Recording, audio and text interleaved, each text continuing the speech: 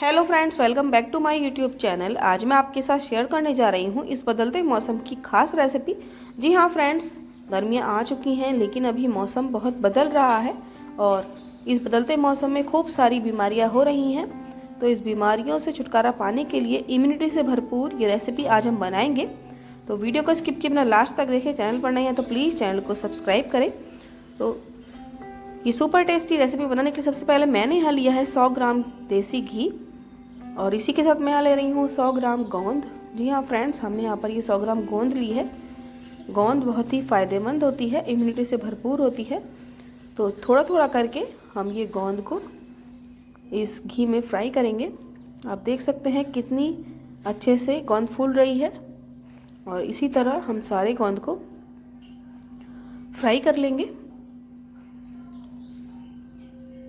थोड़ी थोड़ी सी ही एक बार में डालेंगे क्योंकि ये बहुत ज़्यादा फैलती है। अब मैं ले रही हूँ 100 ग्राम मखाने। इस बचे हुए घी में हम ये सारे मखाने भी फ्राई कर लेंगे। हमने सारी गोंद को फ्राई कर लिया है और अब इसी के साथ हम इन मखानों को भी फ्राई कर लेंगे। मखाने भी कैल्शियम से भरपूर होते हैं और ये हमें कई सारी बीमारियों से बचाते हैं। मखानों को भी हमने फ्राई कर लिया है।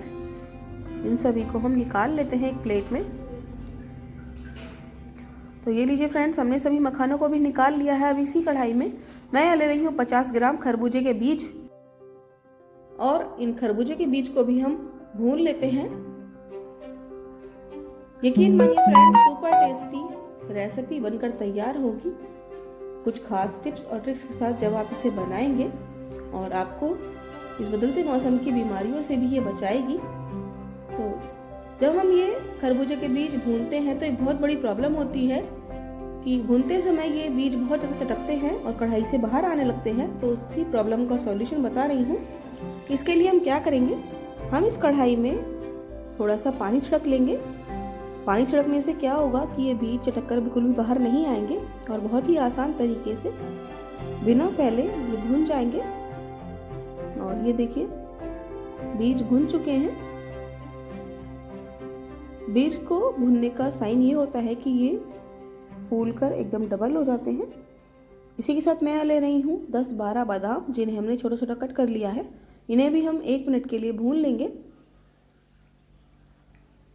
अगर आपको मेरी रेसिपीज़ अच्छी लगती हैं तो प्लीज़ एक लाइक और एक कमेंट करके मुझे ज़रूर बताएं।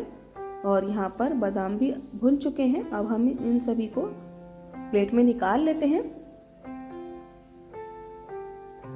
और ये देखिए फ्रेंड्स, हमने यहाँ पर सारा गोंद भून लिया है, मखाने को भी भून लिया है और मखाने को हमने थोड़ा सा क्रश कर लिया है। आप चाहें तो क्रश कर लीजिए या फिर ऐसे भी डाल सकते हैं।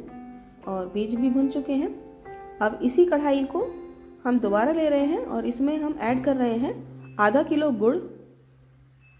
जी हाँ फ्रेंड्स, आज हम ये रेसिपी बनाएंगे गुड़ से, बिना चीनी का यूज़ किए। तो हमने यहाँ पर आधा किलो गुड़ लिया है। गुड़ भी बहुत ही फ़ायदेमंद होता है। वैसे तो गुड़ सर्दी में खाया जाता है लेकिन अभी मौसम चेंज हो रहा है तो आप ये गुड़ खा सकते हैं। ये मैंने घर का बना हुआ गुड़ लिया है। इसी के साथ यहाँ पर मैं इसमें ऐड कर रही हूँ आधा गिलास पानी। हम इसमें ज़्यादा पानी नहीं डालेंगे, सिर्फ आधा गिलास पानी ही ऐड किया है। मैंने यहाँ पर गुड़ को छोटा छोटा तोड़ लिया है जिससे कि इसे मेल्ट होने में ज़्यादा परेशानी नहीं होगी। और ये मेरे पास घर का बना हुआ गुड़ है। इसमें पहले से ही तिल और काजू मिक्स हैं। अगर आपके पास बाजार वाला जैसा भी गुड़ है आप वही ले सकते हैं। तो हम इस रेसिपी में तिल का भी यूज़ कर रहे हैं, तो मेरे पास इस गुड़ में काफ़ी सारे तिल मिक्स हैं। आप अलग से तिल इसमें ऐड कर सकते हैं और बिना तिल के भी ये रेसिपी बन सकती है। तो ये देखिए गुड़ को हमने मेल्ट कर लिया है। अब हमें इस गुड़ की चाशनी बना करके तैयार करनी है। हम इस गुड़ को जब तक पकाएंगे जब तक कि इसकी 2 तार की चाशनी बनकर तैयार नहीं हो जाती है। और ये देखिए फ्रेंड्स, गुड़ को पकते हुए 5 मिनट हो चुके हैं और ये बिल्कुल अच्छे से गाढ़ा हो चुका है।